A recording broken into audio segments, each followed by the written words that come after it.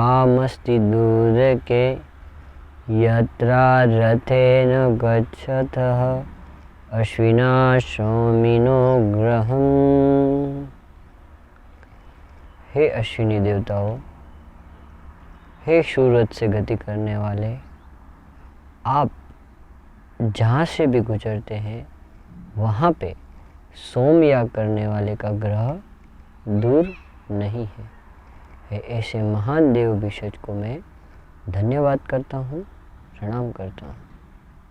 नमस्कार मित्रों, मैं वैद्य प्रतीक पंड्या आज फिर से एक बार आप लोगों के साथ आमलकी के बारे में हम वर्णन करेंगे। जैसे पिछले मैंने आपको बताया कि आमलकी के कितने दिव्य पर्याय हैं, कि आमलकी के पर्याय के अनुसार वो कितनी धात्री के समान उसकी कल्पना की गई है। आज के इस वीडियो में मैं आपको बताऊंगा कि आमलकी को कौन कौन से रोगों में हम विशिष्ट अनुपान भेद से उसका प्रयोग कर सकते हैं और बहुत सारे रोगों को हम उससे निर्मूलन कर सकते हैं। तो आज हम आमलकी के बारे में बात करेंगे। आचार्य भाव प्रकाश बताते हैं, हरित की समम धात्री फलम किंतु विशेषतः रक्तपित्तम प्रमेयग्नम परम वृक्षम रसायनम। आचार्य भाव प्रकाश बताते हैं कि आमलकी हरितकी के समान गुणकारी है। जितने गुण हरितकी के फल के अंदर है उतने ही गुण आमलकी के अंदर है। तो जहाँ जहाँ पे हमने हरितकी का प्रयोग, हरितकी की औषध कल्पनाओं के बारे में हमने बताया, उसी प्रकार से आमलकी का हम प्रयोग कर सकते हैं। पर विशेष करके वो रक्तपित्त का नाश करती है, प्रमेह का नाश करती है, परम वृक्ष है और रसायन है। फिर आचार्य बताते हैं, हंति वातम अम्लत्वात्, पित्तम माधुर्य शैत्यतात्, कफम रुक्ष कषायत्वात् फलम धात्री ही त्रिदोष जीत। आचार्य बताते हैं कि आमलकी में अम्ल रस होने से वो वात का शमन करती है, वात के रोगों का शमन करती है। अगर दोषों की अंशांश कल्पना के आधार पे आप आमलकी का प्रयोग करते हैं तो वो त्रिदोष जीत है। पित्त की वृद्धि होती है तब उसके अंदर प्राप्त माधुर रस और शीत वीर्य के कारण वो पित्त का शमन करती है। और फिर उसके बाद आचार्य बताते हैं कि कफ का वो रुक्ष होने के कारण, कषाय होने के कारण कफ का क्षय करती है, कफ के रोगों को नाश करती है। इसलिए धात्री को तीनों दोषों को हरने वाली बताया गया है। रक्तपित्त के अंदर आचार्य चरक वर्णन करते हैं कि आमलकी विरेचन से मार्ग से, जैसे उद्योग रक्तपित्त होता है तो विरेचन का प्रयोग होता है, अधोग रक्तपित्त होता है तो वमन का प्रयोग होता है। तो आमल का निवाह स्वर से, आमल का निवाह विरेचनम प्रयुज्यते प्रभुत मधु शर्करा रसः प्रशस्यते तेषां रक्तपित्तम विशेष्यतः। रक्तपित्त में उसका आमलकी के रस का विशेष करके प्रयोग करना चाहिए। आमलकी को मधु और शर्करा की प्रभुत मात्रा के साथ, उत्तम मात्रा के साथ अगर उसका विरेचन में प्रयोग होता है तो आमलकी उत्कृष्ट परिणाम रक्तपित्त में देने वाली है। फिर आचार्य वाग्भट बताते हैं, महेशु धात्री निषे, के धात्री निषे का प्रयोग अगर प्रमेय में किया जाए तो वो उत्कृष्ट बताया गया है। धात्री निशा, निशा हरिद्रा को बोलते हैं, धात्री आमलकी को बोलते हैं। उन दोनों की समान मात्रा में प्रमेय के रोगियों को, डायबिटीज आदि जो रोग हमें आज समय में दिखते हैं, वो उस रोगों में हम धात्री निशा का प्रयोग कर सकते हैं। ऐसे अनेकों व्याधि में आमलकी के प्रयोग के बारे में आचार्यों ने वर्णन किया है। पिपली ही मधुयुक्तो वा रसः धात्री कपित थयो। आचार्य बताते हैं कि पिपली और मधु मतलब के शहद, इनको आप सम्मिश्रण करके धात्री और कफित के रस का अगर आप सेवन करते हैं तो वो तुरंत हिक्का का नष्ट करती है।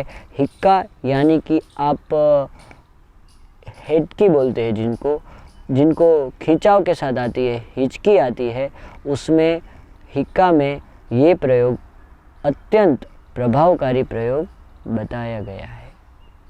फिर उसके बाद आचार्य मूत्र कृच्छादि, जो मूत्र मार्ग के रोग है, मूत्रघात आदि रोग है, उसमें आमलकी का प्रयोग विशेष रूप से बताया गया है।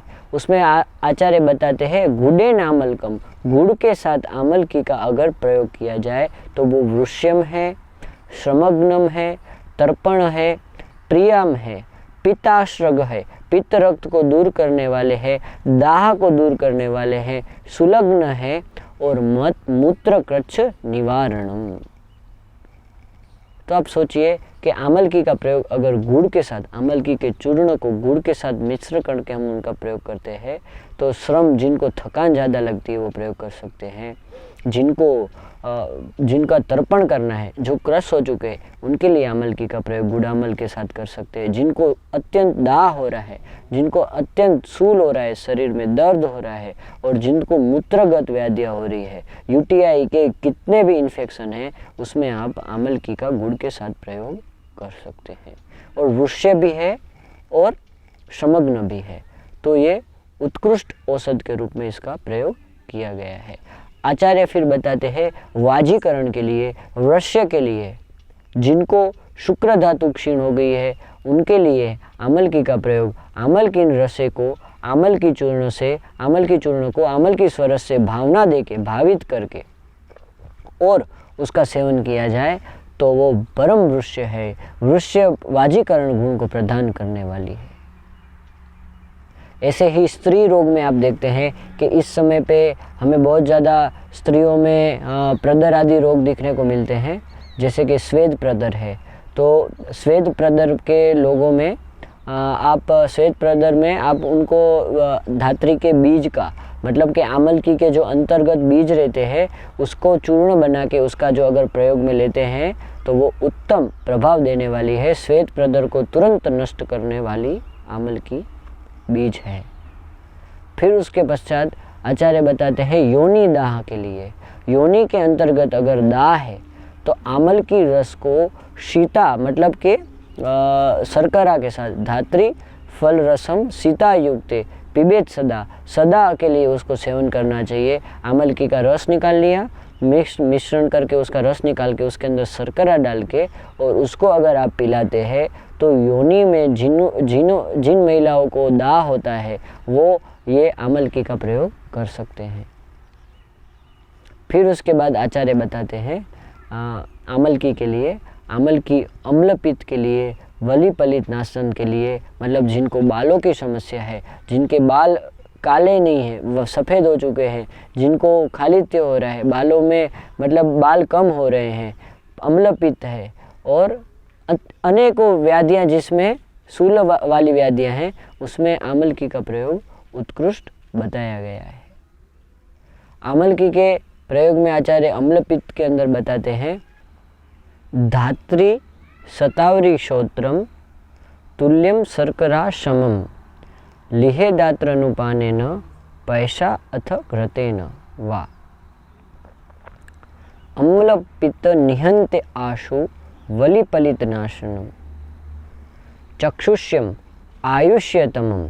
वो बताते हैं कि आमलकी के पाउडर को शतावरी के साथ, शहद के साथ और उसके समान मात्रा में शर्करा को मिक्स करके मिश्रण बना के उसको चाटना है। दूध अथवा तो घृत के साथ मिला के अगर उसको हम ग्रहण करते हैं तो अम्लपित्त, जिनको दाह होती है, पाचन में अच्छा नहीं रहता है, वो इस तरीके से पित्त वृद्धि में इनका प्रयोग कर सकते हैं। फिर उसके बाद आचार्य बताते हैं कि वली पलित नाशनम, के बालों की जितनी भी समस्या है उसके लिए उत्तम है ये वाला प्रयोग, और आँखों के लिए भी ये वाला प्रयोग उत्तम है। आँखों के रोगों के लिए, नेत्रगत पटल रोगों के लिए ये प्रयोग अत्यंत लाभदायी है। और उसके बाद आचार्य बताते हैं कि आयुष्य को बढ़ाने वाला है। आयु को वयस्थापनम परम, आमलकी को वयस्थापन कहा गया है। आचार्य चरक ने जगह जगह में रसायन के अध्यायों के अंदर आमलकी का बहुत विपुल प्रमाण में वर्णन किया है। उदावर्त आदि रोगों में आमलकी को आप पानी के साथ समान मात्रा में आमलकी सरस के साथ जल को मिश्रण करके आप 3 बार उसको ग्रहण करते हैं, तो जिनको उदावर्त आदि की समस्या होती है, वायु का प्रतिलोम होता है, वहाँ आप आमलकी का प्रयोग कर सकते हैं। रसायन में आचार्य चरक बताते हैं कि कर प्रचिता नाम जो रसायन पाद है, तीसरा पाद है, उसके अंदर उन्होंने केवल आमल के रसायन के गुणों का उत्कृष्ट वर्णन किया है। ब्रह्म रसायन में आमलकी का वर्णन किया है, च्यवनप्राश में आमलकी का वर्णन किया है, आमल की रसायन में आमलकी का वर्णन किया है। तो ये सभी प्रकारों के रसायन को किस तरीके से सेवन करना चाहिए, कैसे हम उसका ग्रहण कर सकते हैं, उसको मैं आपको आने वाले वीडियो में बताऊंगा। आज के लिए इतना ही। नमस्कार।